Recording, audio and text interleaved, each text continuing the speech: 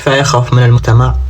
ترى الفيديوهات والأشياء اللي قاعد أنزلها أنا هذه كلها من قبل 1.5 إلى 2 إلى سنة.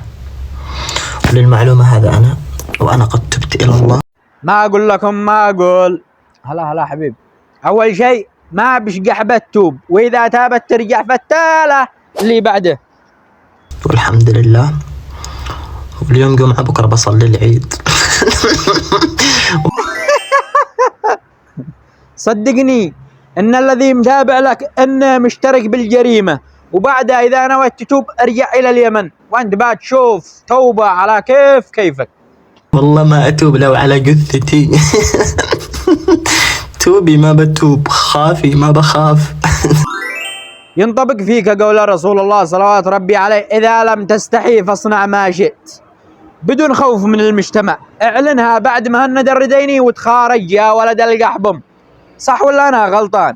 ليش عادك بتدرس الموضوع؟ الله يلعن الصوء.